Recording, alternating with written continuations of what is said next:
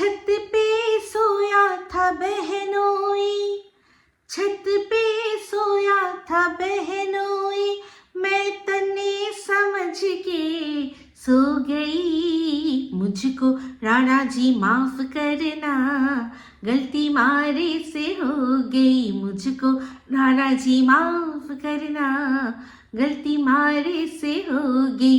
गुपचुप गुपचुप गुपचुप गुपचुप गुपचुप गुपचुप गुपचुप गुपचुপ। High, আমি Ipsita, welcome back to my channel. চলে এসেছি একটা নতুন ভিডিও নিয়ে। তো আজকের ভিডিওর শুরুতে ইন্ট্রোডাকশনে যে গানটা গাইলাম, এই গানটা কার জন্য গাইলাম বলুন তো? কারোর জন্য না, আমাদের ওয়াইটি লাতখোর দালালের পোষা বৌদির জন্য। দেখলেন কিরকম পোষা বৌদির ভিডিওটা আমি পুরো দেখেছি, আর দালালের ভিডিওর একটুখানি অংশই শুনলাম যে ওনাকে অনেক দিন থেকে বলছিল যে কত আর এই একই ওয়্যারড্রপ দেখাবে, এবার একটু ফুল চাঁদ তারা কিছু আমাদের অন্য কিছু একটু দেখাও। তো ব্যাস, পোষা বৌদি কেউ তার ননদ, তার প্রিয় ননদ কিছু বলবে আর পোষা বৌদি শুনবে না, তাহলে হবে নাকি? কাটা চলে যাবে না? প্রাপ্য থেকে কাট চলে যাবে। তো সেই জন্যই একদম তার হুকুম বাজাতে চলে এসছে কে? পোষা বৌদি। আর কোথায়? সেটা অবশ্যই একটা ছাদে। তো সেই জন্যই আজকে এই গানটা দিয়ে শুরু করলাম ভিডিওটা। তো আর যে লাইনটার যে অংশটা এসছে, গলতি মারে সে হো গেই, অবশ্যই কি গলতি হয়েছে সেটা আপনাদের সাথে শেয়ার করব। আর আজকে বলবো যে আপনারা যতটা পারেন নিজেদের ব্রেনের মধ্যে জোর দিয়ে করে রিভাইন্ড করে একটু মনে করে দেখবেন তো যে আমি যেটা বলছি সেটা ঠিক না ভুল। তো চলে আসি, সন্দীপের ভিডিও দেখলাম। একটা ভিডিও সন্দীপের দেখেছি, আর একটা ভিডিও দেখা হয়নি। মানে ও তো দুটো করে ভিডিও দেয় এখন, একটা ভিডিওর প্রথম অংশটা দেখে নিয়েছি, সেকেন্ড অংশটা দেখা হয়নি। অ্যাকচুয়ালি আমাকে এখন যতটা সম্ভব মোবাইল থেকে দূরে থাকতে বলা হয়েছে। এই নিচু হয়ে মোবাইল দেখা একদমই বন্ধ। আর সবসময় ঘাড় উঁচু করে এরকম বসে মোবাইল দেখা সম্ভব নয়, কারণ ঘরে প্রচুর কাজ থাকে। তো সেই জন্য যেটুকু দরকার সেটুকুই দেখছি। এখন একটুখানি শরীরের দিকে নজর দিচ্ছি, কারণ একেবারে পুরো বন্ধ হয়ে যাওয়ার চেয়ে একটু কম হয়ে যাওয়া ভালো, তাই না? তো সেই জন্যই এই ব্যবস্থা। তো সেই জন্য যেটুকু দেখছি সেটুকুই আপনাদের সাথে শেয়ার করছি। তো আজকে টিনের ভিডিও আমার দেখা হয়নি। তো যাই হোক, যেটা বলছিলাম, তো সেখানে দেখলাম খুব ভাল লাগলো যে অনেক দিন পর ওরা বেরিয়েছিল। মাঝখানে যখন ঘুরতে বেড়াতে যাচ্ছিল, সেই ব্লগগুলো দেখে কি আনন্দ পাচ্ছিলাম আমরা, যে হ্যাঁ, বাচ্চাটা কি সুন্দর ঘুরছে বেড়াচ্ছে, আনন্দ করছে দাদু ঠাম্মি বাবার সাথে। আর এই কিছুদিন হলো ওদের বাড়ির মধ্যে একটা কেমন পরিবেশ সৃষ্টি হয়েছে, আপনাদেরকে আমি আগের ব্লগেই বলেছিলাম। তো সেখানে অনেকেই আমাকে বলেছেন যে হ্যাঁ, এই টিনরা অনেক কিছু পারে। তার উপর ওই কথাটাও, যে কথাটা আমি কিন্তু আজ নয় অনেক দিন আগেই বলেছিলাম, যে সেই যে ওদের পাশের বাড়ি কাটাপোনা কে নিয়ে, চারাপোনা কাটাপোনা ওদের নিয়ে যে গেল একটা জায়গায়, কোন একটা জায়গায় বুঝলাম না, সেইখানে যাওয়ার পর থেকেই কিন্তু সব খেলাটা বেশ ভালোভাবে শুরু হয়েছে। শুধু সন্দীপে না, সন্দীপদের বাড়িতে একটা কালো কালো ছায়া দেখা যাচ্ছিল। তো সেটা তখন থেকে, আমি কিন্তু এই কথাটা এখন বলিনি, যখন ওরা গেছিল তখন থেকেই আমি এই জিনিসটা আস্তে আস্তে লক্ষ্য করা শুরু করেছিলাম। আর আমি বলেও ছিলাম যে কি করতে গেছে এমন, ওখানে কি এমন করতে গেছে, মনে হচ্ছে এমন কিছুই করতে গেছে। ঠিক আছে, তো যাই হোক, শুধু তাই নয়, সন্দীপের ভালোবাসার যত ক্রিয়েটার দিদি, আন্টি, বোন, সবারই কারোরই কিছু না কিছু কিন্তু হয়েছে। দেখুন, সব বিষয়টা তো আর কাকতালীয় হতে পারে না, তাই না? সবাই কিছু না কিছুভাবে শারীরিকভাবে হয় অক্ষম, নয় যে কোনো রকমভাবে জর্জরিত রয়েছে। বেশিরভাগ সবাই শরীর খারাপ রয়েছে, আর তার ছাড়া বাদবাকি কিছু মানুষ একে অপরের সাথে ঝগড়া করছে, ঝামেলায় আর কি কথা কাটাকাটিতে জড়িয়ে পড়ছে। তো এইগুলো কি সবটাই কাকতালীয় হতে পারে না। তো যাই হোক, তবে আজকে আমার মনে হচ্ছে যে এই যে বিষয়টা তুলে ধরেছি, আপনাদের চোখেও পড়েছে, তারপর থেকে আমার মনে হচ্ছে একটু পরিবর্তন যেন মনে হয় দেখতে পাচ্ছি। আজকে যেমন ওরা ঘুরতে গেল, খুব ভালো লাগলো। সন্দীপের শরীরটা খারাপ, এটাতে তো কিছু বলার নেই। তবে হ্যাঁ, একটা কথা বলবো, এই যে আমরা কথা বলি না যে মায়া মমতা, এই বিষয়গুলো নিয়ে যে কথা বলি না, যে মানুষের মনে মায়া মমতা থাকে না, তাদের না কথাবার্তাগুলোই অন্যরকম হয়। এই যে দালাল যখন দেখেছে সন্দীপের শরীর খারাপ, সন্দীপ মুখে বলেছে যে আমার মুখে এমন একটা জিনিস হয়েছে যে সেই জন্য আমার মুখটা বেঁকে গেছে, তো বুঝলাম যে সেটা নিয়েও ও খিল্লি করেছে। কারণ ভিডিওটা আমি দেখিনি, ও টাইটেলেই লিখেছে বাবা মুখ বেঁকে গেছে, খুব আনন্দ পেয়েছে।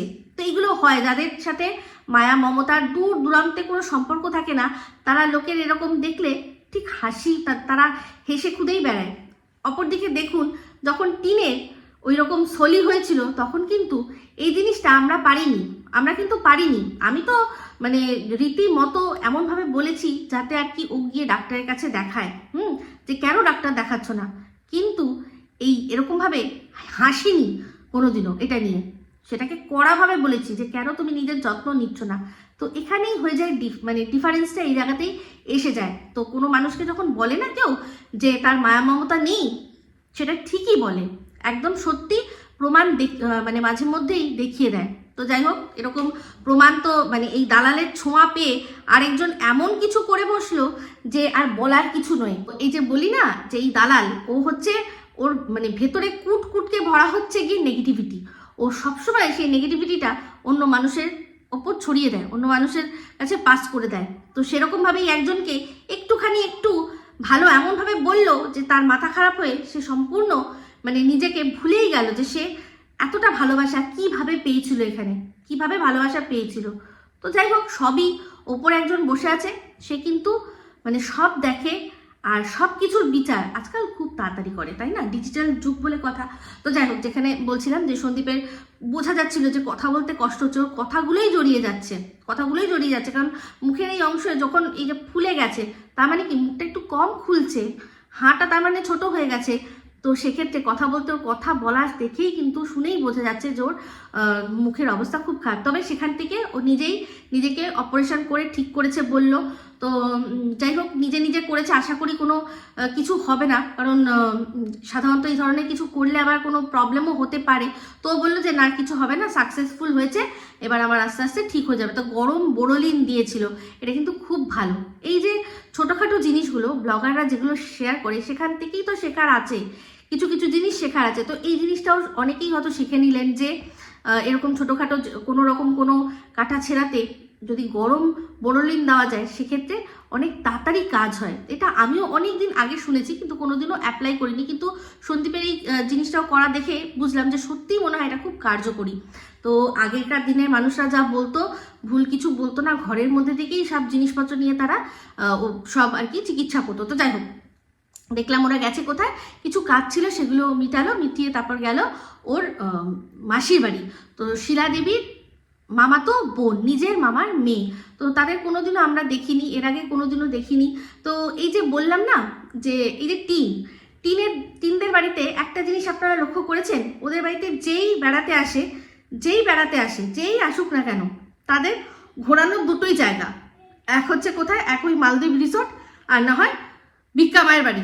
এই দুটো ছাড়া ওদের কোনো জায়গা নেই। ওদের আর কটা আত্মীয়কে আসতে দেখেন, কজনের সাথে সদ্ভাব রাখতে দেখেন। ওদের বাড়ির খুব কাছেই ওর পিসির বাড়ি, যেরকম দেখিয়েছিল, কিন্তু ওই ঝুপড়ি একটু বস্তি টাইপের আর কি ঘর, যেহেতু সেই জন্য পিসির সাথে মনে হয় সম্পর্ক রাখে না। তো পিসি বলতে মনে পড়ে গেল, এখন কিন্তু মানে ঠাম্মি করে পাগল, আর এই বৌমাও যে তার শাশুড়ি করে পাগল, তারা কিন্তু ঠাম্মিকে আর ঠাম্মির কোনো কথাই তোলে না। তো ঠাম্মির সাথে মনে হয় শুধু ওই অশুভ শক্তি, মানে ওনার ছেলেরই মনে হয় যোগাযোগ রয়েছে। তো তার ভিডিও তো দেখার কোনো প্রয়োজনই নেই, কারণ সে যখন মেয়ের সাথে নেই, তার ভিডিওতে যখন মেয়ে নেই, তাহলে আর আমরা দেখি সে কি করছে, কোনো যাই আসে না। আমি তো দেখি না, দেখা ছেড়ে দিয়েছি, কারণ ভিডিওর মধ্যে কিছু থাকলে তবে না দেখবো। মেয়ের সাথে ছিল যখন, ততক্ষণ তাও দেখা যেত, এখন আর কোনো প্রশ্নই ওঠে না। তো তার মনে হয় এই মা আর ছেলে তাদের মধ্যেই কথা হয়, এখন আর বৌমার সাথে কোনো রকম কথা হয় না, আর নাতনির সাথে তো নয়ই, কারণ নাতনির তো কাজে লাগবে না। যে যতক্ষণ তার ঠাম্মিকে দিয়ে দরকার ছিল, ততক্ষণ ঠাম্মি, যেই ঠাম্মির সাথে প্রয়োজন মিটে গেল, যেই দেখলো ঠাম্মি ওর অঙ্গুলি হেলনে থাকবে না, তখনই ঠাম্মির প্রসঙ্গ বাদ। তো এখানে এদের আত্মীয় বলতে শুধুমাত্র এই আসে হচ্ছে গিয়ে ভিক্ষামা আর ওই মালদ্বীপ রিসোর্ট, এই দুটো জায়গাতেই ওদের ঘোরা। আর তাছাড়া এদিক ওদিক এখন যেহেতু ফ্ল্যাট হয়েছে সেই জন্য, আর দেখলাম হংকং ওই যেটা সেখানে গেছে। তো যাই হোক, যেটা বলছিলাম যে এই টিনের ফ্যামিলির ওদের কোন আত্মীয়র সাথে সদ্ভাব রয়েছে, পাশে যে থাকে তাদের সাথেও কিন্তু সদ্ভাব নেই। তো এই বিষয়টাই হয়েছিল যে টিন কারোর সাথে মনে হয় সেরকমভাবে মিশতে চাইতো না, সেই জন্যই সন্দীপরাও হয়তো সেরকমভাবে সম্পর্ক রাখতে পারতো না। তো অনেকে বলে না যে কই তোমাদের আত্মীয় তো দেখি না, আত্মীয় স্বজন দেখি না, এই যে এখন কিন্তু ওরা আত্মীয় স্বজন আস্তে আস্তে সবার বাড়ি যাচ্ছে, তাদের সাথে যোগাযোগ করছে, তাদেরকে বাড়িতে আনছে। কিন্তু টিন দেখুন ওদের ওই যেরকম যা যেটুকু ওদের আত্মীয় স্বজন ছিল সেটুকুই, কিন্তু যেগুলো সন্দীপের ব্লগে আগে দেখেছি আমরা, তাদেরই হয়তো ঘুরে ফিরে একজন দুজনকে দেখা যায়। কোনোদিনও নতুন কোনো আত্মীয় স্বজন কারোর সাথে সম্পর্ক দেখাতে পেরেছে? সম্পর্ক থাকলে তবে না দেখাবে, সম্পর্ক থাকলে তবে না দেখাবে, পাশাপাশির সাথেই সম্পর্ক নেই তো দূরের তো অনেক দূরের কথা। তো যাই হোক, সাধারণত জানি এই যে যারা ব্রাহ্মণ তার উপর গ্রামে থাকে, এদের যে আত্মীয় স্বজন পাশাপাশির মধ্যে এত আত্মীয় স্বজন যে একটার পর একটা নেমন্তন্ন হ্যানা ত্যানা সমস্ত লেগে থাকার কথা।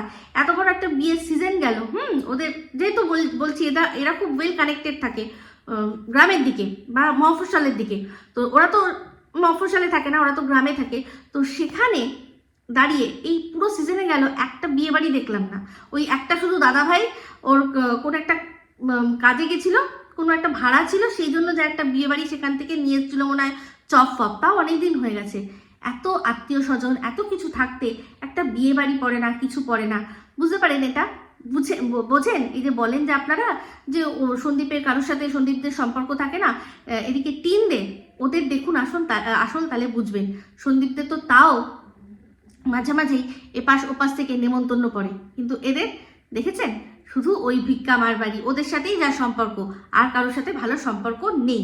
তো যাই হোক, যেটা বলছিলাম যে সন্দীপরা আস্তে আস্তে সবার সাথে সম্পর্ক, যাদের সাথে ছিন্নও হয়ে গেছিল তাদের সাথেও সম্পর্ক করছে, দেখে ভাল লাগছে। আর সবচেয়ে ভালো লাগছে সোনা বাবাও আস্তে আস্তে নিজের আত্মীয় স্বজন তাদের সবাইকে চিনছে, তাদের সাথে মিশছে, বুঝতে পারছে যে তার পরিবারটা কত বড়, তাদের কত আত্মীয় স্বজন, যেটা কিনা একটা সময় ছিল না, হতো না।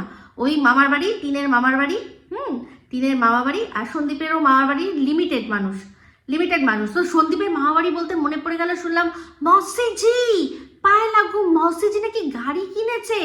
আমাকে কেউ একজন কমেন্টে লিখেছেন, তো কনগ্রাচুলেশনস মৌসিজি। আমার কিন্তু অ্যাকচুয়ালি দেখা হয় না এখন আর সন্দীপের দিদির ভিডিও আমি দেখি না, মানে বায়োলজিক্যাল দিদির কথা বলছি, তার ভিডিও আমি দেখি না, তাই জন্য তার কি হচ্ছে না হচ্ছে খবরও রাখি না। কিন্তু একজন কমেন্টে জানালো, তাই জন্য অবশ্যই কনগ্রাচুলেশনস জানিয়ে দিলাম। তো যাই হোক, চলে আসি এবার ভিডিওর মধ্যে। সন্দীপের ভিডিও সম্পর্কে আর কি বলবো, পরেরটা দেখিনি, সেটা যদি দেখি তাহলে বলবো। আর টিনের ভিডিও তো মানে টাইটেল থাম্বনেল দেখে বুঝলাম হেভি নাকি কেটে কেটে মানে বৌদিকে বেঁচেছে। তো সেটা নিয়ে ভিডিও পরে আসবে। তো এখন চলে আসি আমাদের পোষা বৌদি, দালালের পোষা বৌদি। তো দালালের পোষা বৌদি এখন কোথা থেকে? সিক্রেট রুম থেকে বেরিয়েছে। সিক্রেট রুম, তো ও মানে এই যে সিক্রেট রুম, ও যে সিক্রেট রুমে থাকে সেটা কে বলেছে? দালাল ওকে বলেছে যে ও একটা সিক্রেট রুমে থাকে। তো ভালো কথা, সেখান থেকে বেরিয়ে কোথায় এসছে না ছাদে এসছে, ভালো কথা। তো তার একটা ভিডিও করেছে বসে, আর একটা রিলস বানিয়েছে, যেটা আমার চোখে পড়লো, সেটা ছাদের যে চিলেকোঠার দেয়ালটা আছে সেটাকে পিছনে ব্যাকগ্রাউন্ড হিসাবে ব্যবহার করে বানিয়েছে। তো সেইটা দেখে আপনাদের এবার বলছি যে আপনারা মনে করে দেখুন তো, আজ থেকে বেশ 1-2 মাস আগে যখন এই মনু যখন প্রথম আবির্ভাব হয়েছিল, তখন তার এই চ্যানেল থেকে বেশ কিছু ভিডিও দিয়েছিল, সেখানে ও এরকমভাবেই বসে আছে, আর পিছনে ঠিক এই ব্যাকগ্রাউন্ডটাই, এই ছাদের একটা কোনো যে দেয়ালটা, এই দেয়ালের সেম ব্যাকগ্রাউন্ড ছিল। আমরা ভিডিওর মধ্যে বলেও ছিলাম, আমি তো বলেছিলাম আমি যদি দরকার পড়ে আমি খুঁজে দেখব যে কোথায় আছে, দেখে বোঝা যাচ্ছে না। ভিডিওর ক্লিপ অংশ আমি কেটে ব্যবহার করেছিলাম কিনা সেটাও আমার মনে পড়ছে না, কিন্তু এই দেয়ালটা দেখে আমার চেনা 100% লাগছে যে এই দেয়াল আমরা আগে দেখেছি। আর সেটা দেখেছি সোনুর চ্যানেলে, যেখানে কিনা ও বলছিল যে ও কোথায় আছে আমি খুঁজতে যাব, ও কোথায় আছে খুঁজতে যাব, কোথায় আছে আমি জানি, আমি খুঁজতে যাব। যেই ভিডিওটা দেখে সন্দীপ বলেছিল যে কোন এক পাগল তার কে কি হারিয়ে গেছে, সে ভুলভাল কথা আমার নামে বলছে, সেটার উত্তর যে দিয়েছিল, সেই সব ভিডিওগুলো সমস্ত কিছু প্রাইভেট করে দিয়েছে। তো এবার তাহলে আপনারা যারা মনে করতে পারছেন, যাদের ভালো করে মনে রয়েছে, যাদের চোখে সেই দৃশ্যটা ভাসছে, তাহলে তারা এবার 2-2 4 করে নিন। এই যে বলছি যে এটা একটা বিশাল বড় চক্রান্ত, তাহলে তারা এবার বুঝে নিন যে কিভাবে চক্রান্তের জাল ফেলা হয়েছিল, কিভাবে এই সোনু মনুকে দিয়ে সম্পূর্ণভাবে সন্দীপকে জালে ফাঁসিয়ে সন্দীপের আজকে এই হাল করে ছেড়েছে। তো এখন ছাদ থেকে বেরিয়ে মানে ছাদে বসে সে ভিডিও করছে। এই যে বললাম না, মুঝকো রানাজি মাফ কর না, গলতি মারে সে হয়ে গেই। হ্যাঁ, গলতি হয়েছে, কারণ ও ভাবছে যে সব ভিডিওগুলো যেহেতু প্রাইভেট হয়ে গেছে, সোনু যা যা ভিডিওগুলো ছিল ওইখানে বসে, যে একটা না দুটো করেছিল ওইরকম এমনভাবে বসে যে, আর পিছনে বোঝা যাচ্ছে একটা দেয়াল, আর সেই দেয়ালটা এই দেয়ালটাই যেটাতে ও একটা শর্ট ভিডিও করেছে, একটা পাঞ্জাবি গানে মনে হয় একটা শর্ট ভিডিও করেছে, আমার এই মুহূর্তে গানটা মনে পড়ছে না, সেটাতে এরকম সেম দেখা গেছিল। তাহলে চিন্তা করে দেখুন, তাহলে এবার বুঝতে পারছেন তো যে ও কোথায় রয়েছে, কি রয়েছে। এটা কিন্তু 100% আমার মনে হচ্ছে, আমি যতদূর আমার মনে আছে এতটা ভুল হবে না। আমি প্রচুরভাবে খোঁজার চেষ্টা করব, আর আপনারাও একটু মাথায় জোর দিয়ে চিন্তা করে দেখুন যে যখন সোনু ওইরকম পাগলের মতো বলছিল যে ও কোথায় আছে, আমি খুঁজে পাচ্ছি না ওকে, ও কোথায় আছে খুঁজে পাচ্ছি না, সেই আমি ওখানে যাব, গিয়ে খুঁজতে যাব, সেই সময়কার কিন্তু হয়েছিল। তো এই যে মানে ওভার স্মার্টনেস করে মানুষ কিন্তু ধরা পড়ে যায়, যে ভেবেছে যে ভিডিও তো প্রাইভেট হয়ে গেছে, আর তো ওগুলো কেউ এভিডেন্স হিসেবে পাবে না। আমি তো বলছি হয়তো আমি পেয়ে যেতে পারি, দেখতে হবে। তো সেক্ষেত্রে মানুষের মনে তো আছে, দর্শকরা তারা না বলে না, বিশেষ করে যারা এই পুরো কন্ট্রোভার্সিটার মধ্যে রয়েছে তারা বলে না, তারা সব মনে করে চট করে মনে করে বার করে নিয়ে আসে। তো যাই হোক, তারপর একটা ভিডিও দেখলাম, ও মাই ডগ টাইপস ভিডিও, বলছে যে তার ড্রেস নিয়ে অনেকে বলেছে যে ওই ভেলভেটের ড্রেস, বাবা সেই যে জবরজং ড্রেস, সেগুলো বললো যেগুলো গ্রীষ্মকালে পরা যায় না, ওগুলো শীতকালীন ড্রেস। খুব ভালো কথা, গ্রীষ্মকালে পরতে পারবে তারা যারা কিনা কোনো এমন জায়গায় যাচ্ছে যেখানে ফুললি এসি রয়েছে। এসি থাকলে তার মধ্যে আরামসে পরাই যায়, কি জানো বলে ওটাকে, ওটা হচ্ছে ভেলভেট, পরাই যায়, কোনো চাপ নেই। হ্যাঁ, তো এ হয়তো এমন জায়গাতেই মুভ করে যেখানে গ্রীষ্মকালে এসি থাকে না, তাই জন্যই কথাটা ও বলেছে, সেটা সম্পূর্ণ ওর ব্যাপার। তো সেখানে বললো যে আমার ড্রেসের খুব শখ, আমার না গয়নাগাটির একদম শখ নেই। বুঝতে পারছি জিনিসটা দেখুন, চিন্তা করে দেখুন। হ্যাঁ, যখনই এই যে বিষয়টা আমি তুলে ধরলাম যে এটা কত বড় একটা সাজিশ, পুরো মানে সুন্দর করে বোঝালাম, তখনই হঠাৎ করে কি নিয়ে আসলো না, সিক্রেট রুমের কথা নিয়ে আসলো, যে আমি সিক্রেট রুমে ছিলাম, সেই সিক্রেট রুম থেকে আমি বেরিয়ে এসেছি। আসলে এই যে স্ক্রিপ্টটা, এটা বড্ড কাঁচা হাতে, এখন যেটা হচ্ছে ভীষণ কাঁচা হাতে মানে নেওয়া হয়েছে। এখন যে স্ক্রিপ্টটা আবার রিরাইট করা হচ্ছে সেটা ভীষণই কাঁচা হাতে করা হচ্ছে, সেই জন্য সমস্ত কিছু কিন্তু ধরা পড়ে যাচ্ছে। তো ওই যে ব্যাকগ্রাউন্ডটা, সেটা কিন্তু ধরা পড়ে গেছে।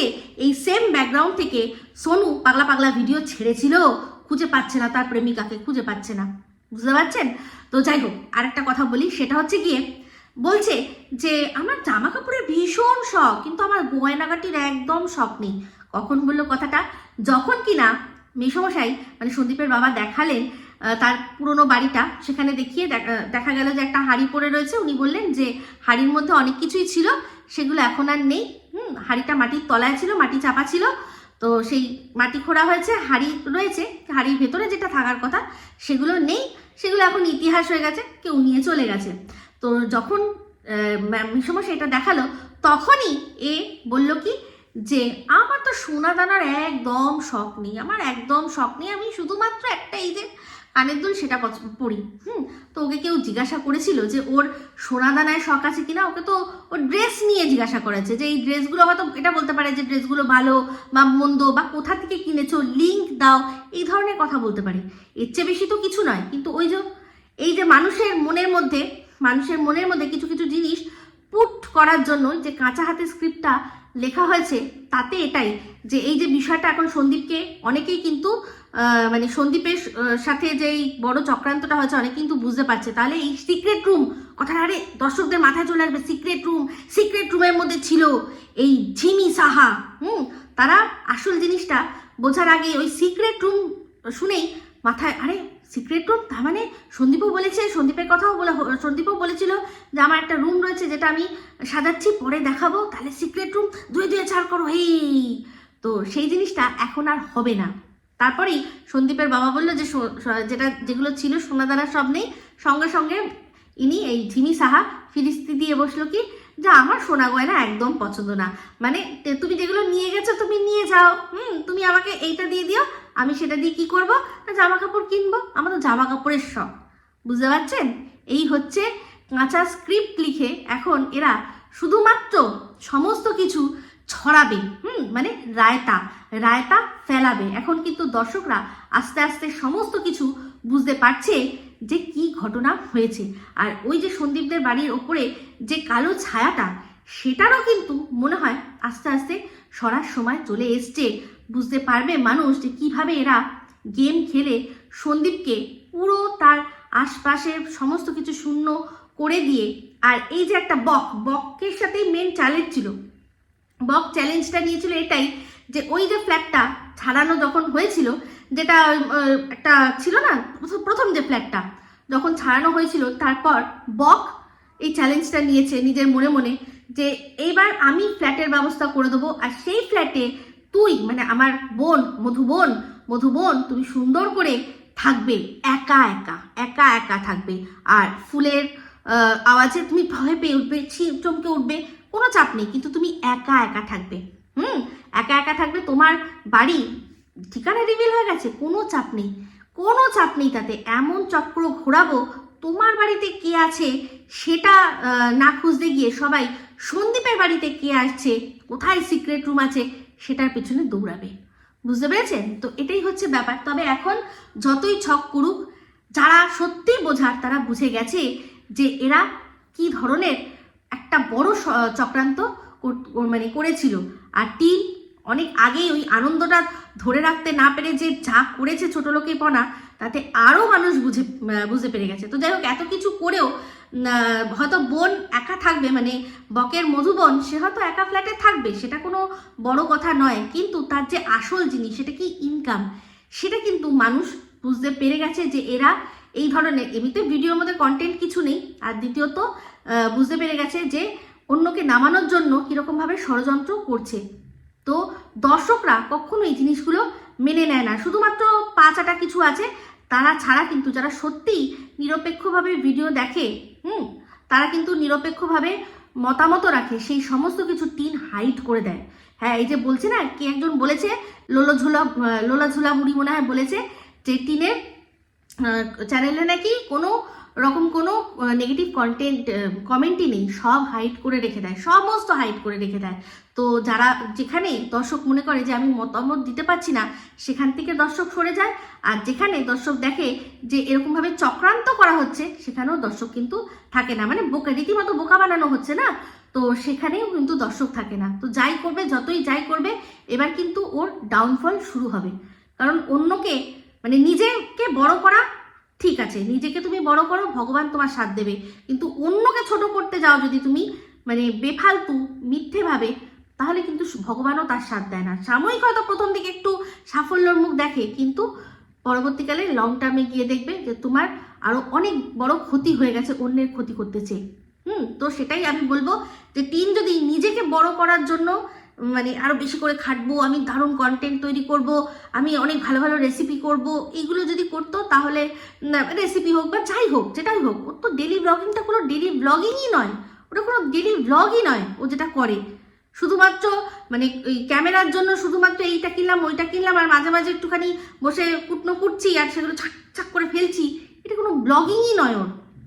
যারা ওকে ভীষণভাবে ভালোবাসে তারাও জানে, তার উপর রাস্তাঘাটে গিয়ে ওরকম ছোট লোকের মতো আওয়াজ, ইস বাবা, সত্যি যারা দেখে তাদের রুচি যে কোথায় বুঝতে পারি। তো যাই হোক, অবশ্যই চাইবো, কারণ ও আর কি যে ভুলগুলো করছে সেগুলো শুধরে নিয়ে আবার নিজেকে নিজের জায়গায় প্রতিষ্ঠিত করুক। কারণ ওর ভিউজ কমে গেলে, ও শেষ হয়ে গেলে আমার কোনো লাভ নেই। ওর ভিউজ হবে, ওর দর্শকরা আমায় দেখতে আসবে, তবেই কিন্তু লাভ। কন্ট্রোভার্সি ক্রিয়েটারদের সেটাই চাওয়া উচিত। তো সেই জন্য ওকে ওর কোন জায়গায় জায়গায় ভুলগুলো হচ্ছে সেগুলো জাস্ট ধরিয়ে দিচ্ছি, এবার বাদবাকি ওর ব্যাপার, যেটুকু যা করবে সবই ওরই ভাগ্য, ওরই কর্ম, তারই ফল পাবে।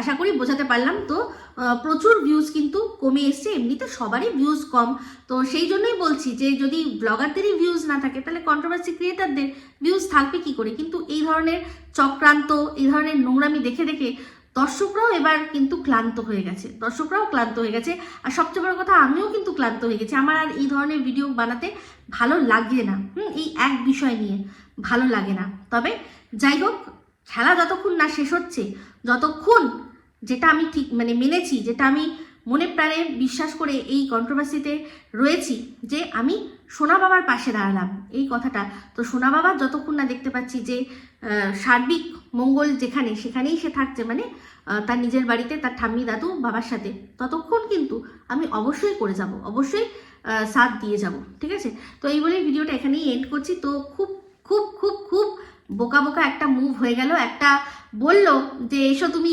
একটুখানি সামনে এসো, আও কাবি হাভেলি পে, তো এমন হাভেলি দেখিয়ে দিল যে আমরা সমস্ত বুঝতে পেরে গেলাম ওখানেই বসে বসে সোনু ভিডিও বানিয়েছিল, খোলা আকাশের নিচে দেয়ালের পাশে, পাঁচিলের পাশে, ঠিক আছে? তো যাই হোক, যদি ভালো লাগে ভিডিওটা অবশ্যই লাইক শেয়ার কমেন্ট করতে ভুলবেন না। যারা চ্যানেলটা সাবস্ক্রাইব করেননি তারা সাবস্ক্রাইব করে নেবেন। সবাই ভালো থাকবেন, সুস্থ থাকবেন। আবার আসছি খুব শীঘ্র নতুন ভিডিও নিয়ে। টাটা।